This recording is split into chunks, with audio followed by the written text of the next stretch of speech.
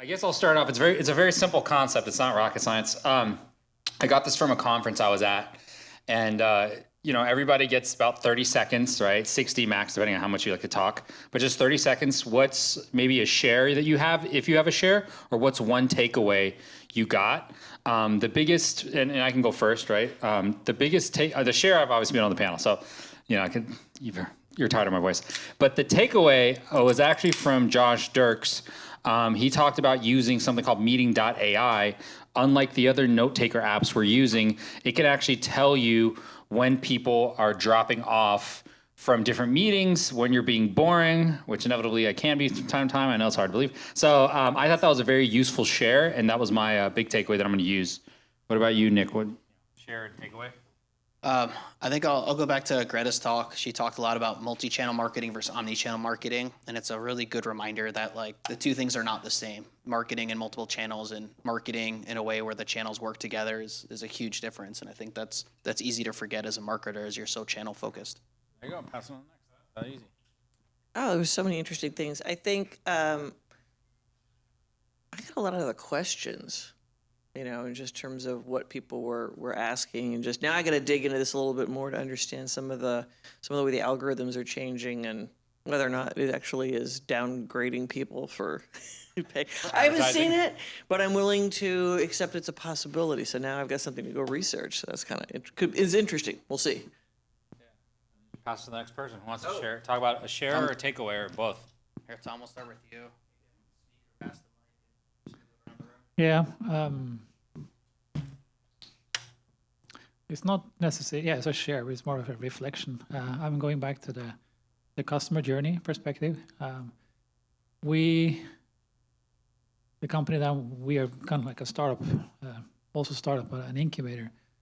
We are kind of challenging that whole concept. Where does a customer journey start?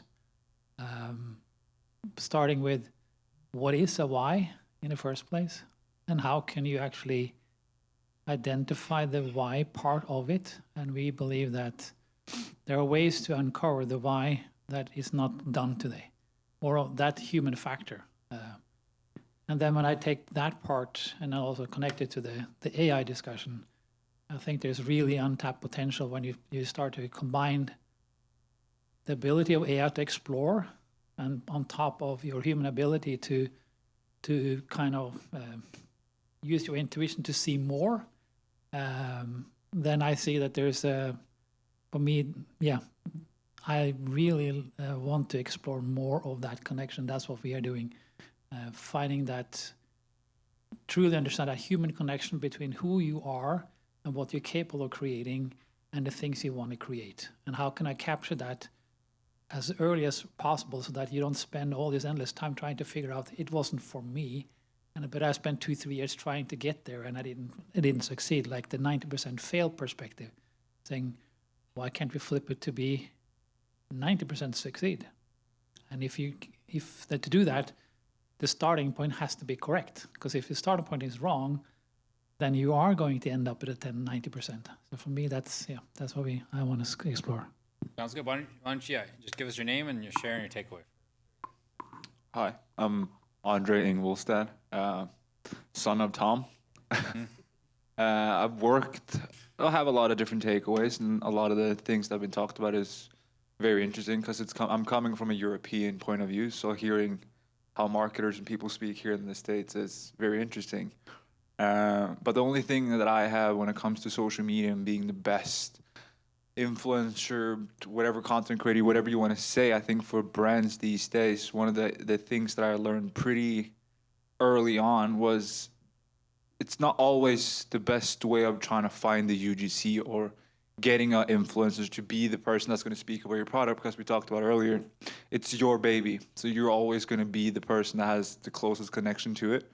So one of the strategies we used back in Norway for one of the companies I didn't work for them, but they used the Klaus Olsen's influencers. They basically took their people in-house, even though they were uncomfortable being on camera.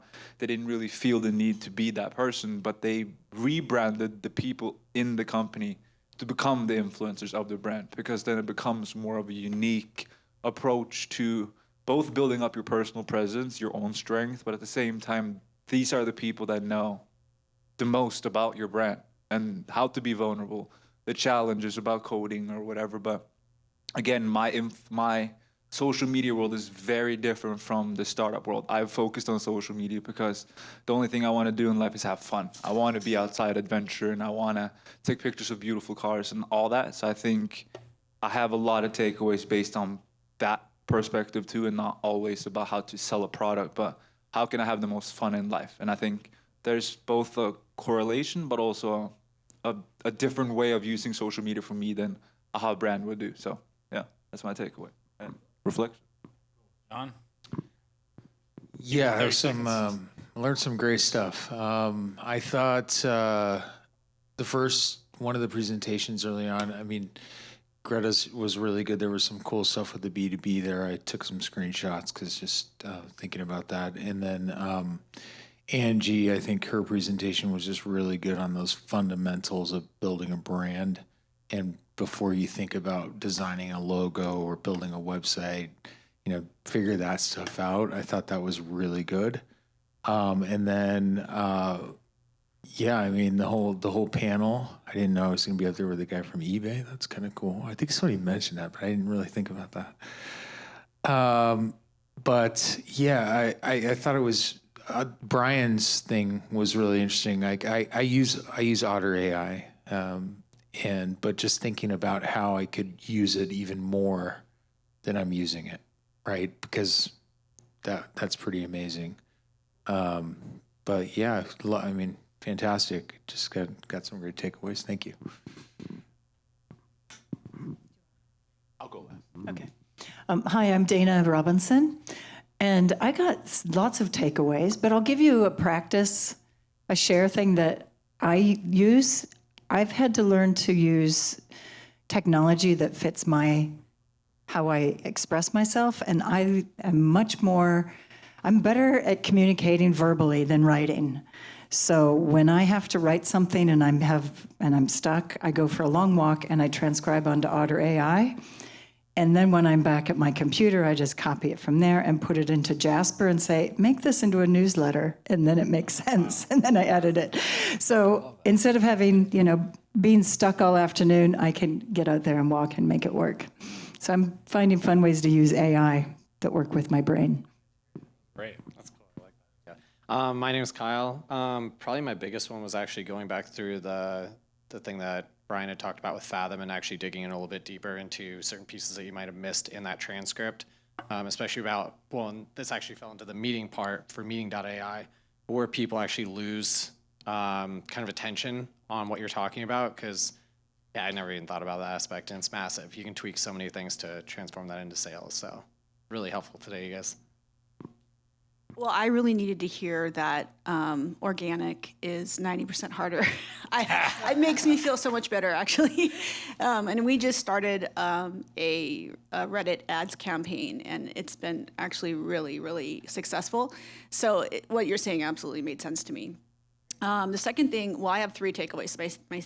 I guess my second takeaway is I want to try some of these programs that you mentioned. I was doing something similar, but I was like using my phone to capture my thoughts, and then I was putting it into a different program, not the ones that you talked about, and that it would transcribe it, and then I would put that into autopilot, or what is it called? Whatever the Microsoft one is, Copilot, yeah. So yeah, I definitely want to try Jasper. I definitely want to try Otter AI. And then what was my third takeaway? Oh, actually, setting up avatars of your customers, your different customer avatars, and then asking them questions on AI. That's brilliant. And also setting up avatars of your C-suite that I don't have one, but maybe I set up an avatar and then I ask them for strategy. I love that idea. I don't know if it'll work, but whoever came up with that idea was really smart. It was me. If it's smart, it's Vlad. He'll take the thing, It's actually Josh. You gave him Mike. It's his idea. Josh Dirk, sorry I got here late today. So I think, it's, for me, sometimes when you're out there working, and you don't have measuring sticks around you, other people that you respect and care about, it's easy to feel like you're falling behind or think that you're the smartest person in the room. And so to sit on an AI panel today with the gentleman I did and just hearing how we're all thinking about it is affirmation that we're on the right track and that we're all thinking about some of the similar things and we're finding the same uses for it. And for me, that's always super encouraging as an entrepreneur that if you find yourself all by yourself, I got news for you, it's probably not going to be very successful. Hey, Archidya. I think, as someone rightly mentioned, I think it's good affirmation in terms of what's happening and how people are using AI, but also back to basics. A lot of basics were mentioned, and I think it's always good to go back to basics of building business. Wherever we go with AI, I think basics will always be the same. And I think for me personally, I'm more into GTM for B2B, and I use AI to sort of also give me guiding sticks on my strategy in terms of, okay, if I have something going in my head, I put a lot of it down on AI, and it then helps me out in terms of how to execute it as well. I think that is something people can use it for as well. Yeah. Yeah, Sean. There's some good, like I said, I'm terrible with names, but the gentleman in front of me, Josh, like his whole idea of using AI to build decks and like presentations and pitches and things like that, like that's brilliant. There's so many ways that you could automate or make things a little bit easier or quicker so that you could, get onto your, real like company shit. And so that was pretty cool. Who was the community person? Was that you? Find a good community. I think that's the best thing. I know they're hard to build, but when you find one, they'll help you with that imposter syndrome. Because I think that's real. Like a lot of times you'll be doing something like, God, I just don't know. And so if you can have that community or the confidant or the mentor or the whatever, you can bounce those ideas and just kind of like feel good about like I'm on the right path. I know what I'm talking about. I'm not an idiot. So find those opportunities to connect with people. Our free co-working days. By sector, we have like just if you don't know whatever sector you're in, look on our website. Twice a month we have them broken out. There's consumer, there's AI, there's whatever. Oh, but anyway. You want to give us your name and Yeah. share a takeaway? Yeah. I'm Rishabh. I came in the second half. I think the takeaway for me over here is don't yet have my business ongoing in a big way or anything. Haven't found my clients. I think basically the takeaway here is, as a person who has worked from home for 6 years, it's good to step out and meet people and be out there. Yeah. Yes, I was here on Monday. It was great being here, meeting with Ron. Yeah, so it's.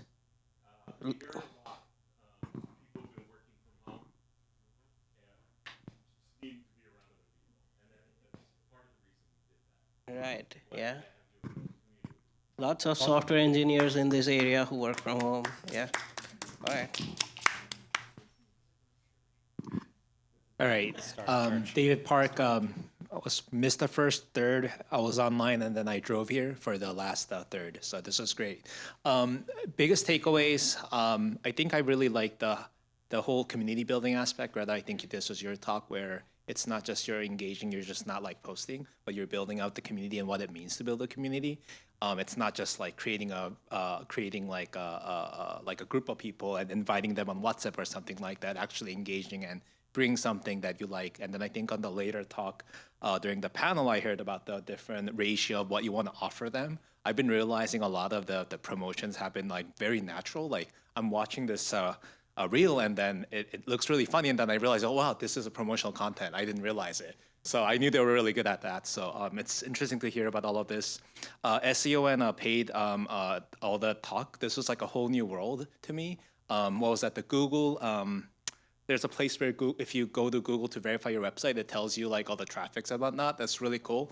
I tried it on my website and then no one was there, so I was really sad.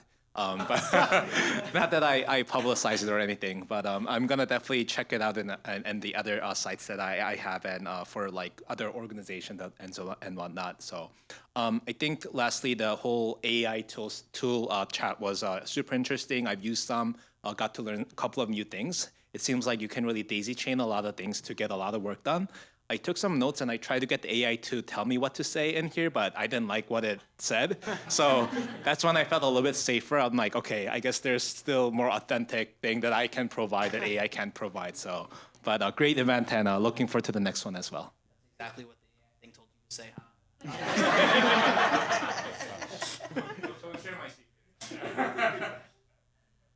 I'm Brad.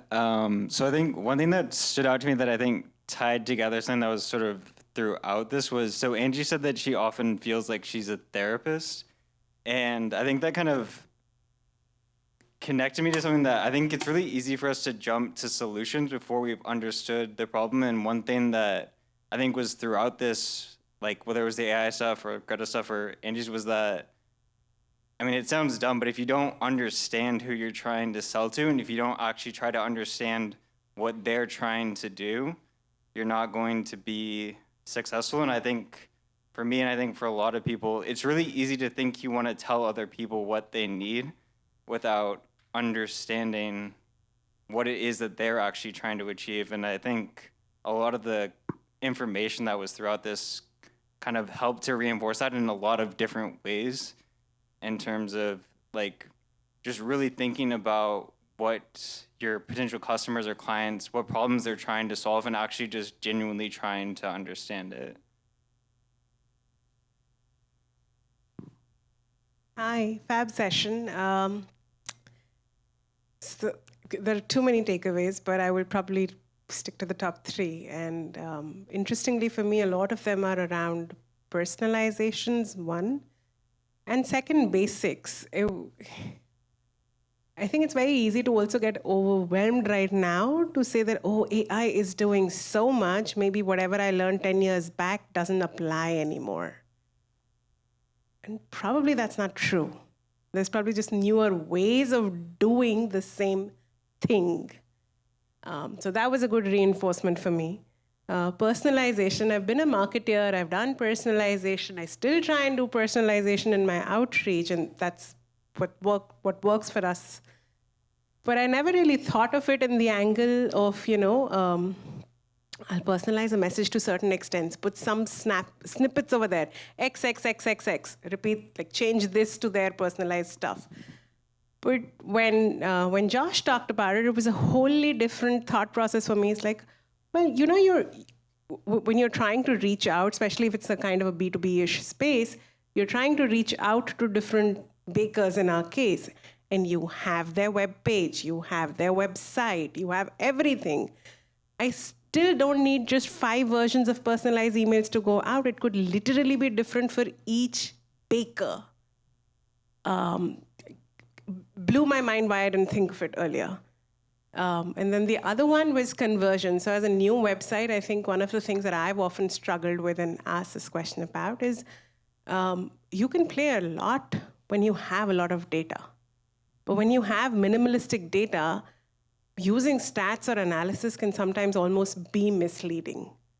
And so, but you still know, you've done your customer research, you know about your customers, so creating those customer personas and then putting your campaign through that persona to say, tell me what part of this is going to appeal to X persona and Y persona, and will they convert or not, or what would be their blocking point, is things I didn't think of.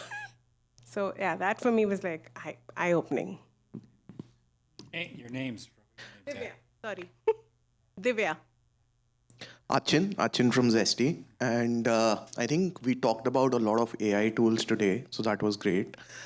But I think the biggest takeaway for me to solve one of the problems that we're having is data, right? So it got me thinking that we have a lot of data coming in different formats. It's coming in form of customer reviews. It's coming in form of bakers talking to customers or customers talking to bakers.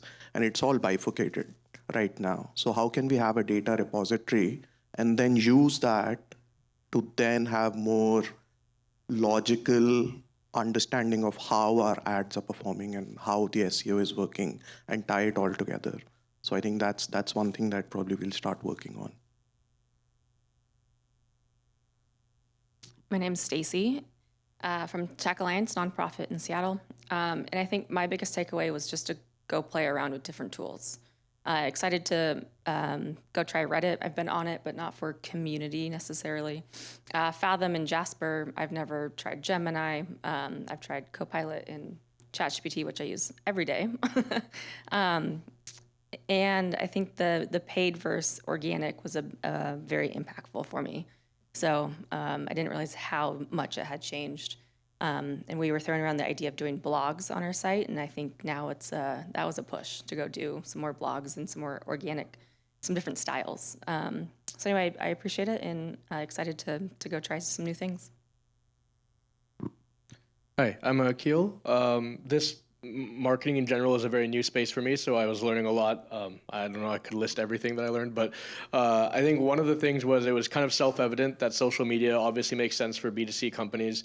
And I hadn't really kind of like connected that, yeah, I've been seeing a lot of like B2B social media stuff, but I didn't think about that as being something I should work on. And so I think that was a big takeaway that's going to be important for my success as well.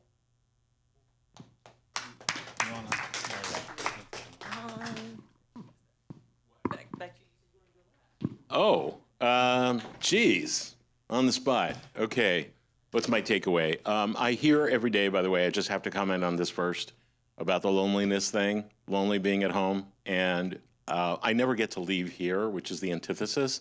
But it is really nice being a safe harbor for entrepreneurs. And Greta was trying to say without the microphone, so I'll repeat. 20 days of the month, we have free co-working days here. So there's 2 days for AI, 2 days for defense tech, 2 days for aerospace, and so on. And please do take advantage of it, because there may only be 2 or 3 other entrepreneurs that are close enough to your space, and you engage. And some of those engagements have turned into business partnerships and all kinds of cool stuff. It's just starting. We just started this program. Really love it. It's great to get people out of the house, and amazing things happen when you do that. And of course, these events, which I'll go into in a few minutes in the closing, what other events we have coming up here. But we do want everybody to feel like this is their home. If you're building a venture scale startup in particular, this should be your home. On the technology stuff, oh boy, I wish I had time to play with all the different platforms you guys have mentioned. Am definitely using AI more and more every single day. But it's been a while since I was running, paid campaigns and SEO and whatnot firsthand. So I feel kind of rusty, and I'm just going to call you guys when I'm ready, when I need that. But I guess that's, we kind of got a sample of this a month ago when you guys did this Adventure Saturday, and so I was really looking forward to this. But I think we one question going into this when the 3 of us started talking was, we want to rinse and repeat this. And I think you guys answered it right at the very beginning of the panel. Greta saying, all this is good for 6 months, shelf date, like this quote, good for 180 days. And so we probably should do it at least twice a year, right? Because stuff is changing so fast. These new tools are coming out so fast. So lots of great ideas. So that's it for me. Yeah, all organic. This all started as we were just going to do an SEO conference. That was the original idea. Do you want to give closing remarks, or? Sure, if you guys are done. Yeah, I think we're done. We shared all our takeaways. I appreciate it. I'll let Ron speak the closing words. Thank you. I'm sure I'm speaking from Greta and Nick as well. Thank you so much, Ron, for helping us put this together. So thank you. You guys did a great job putting it together. Thank you.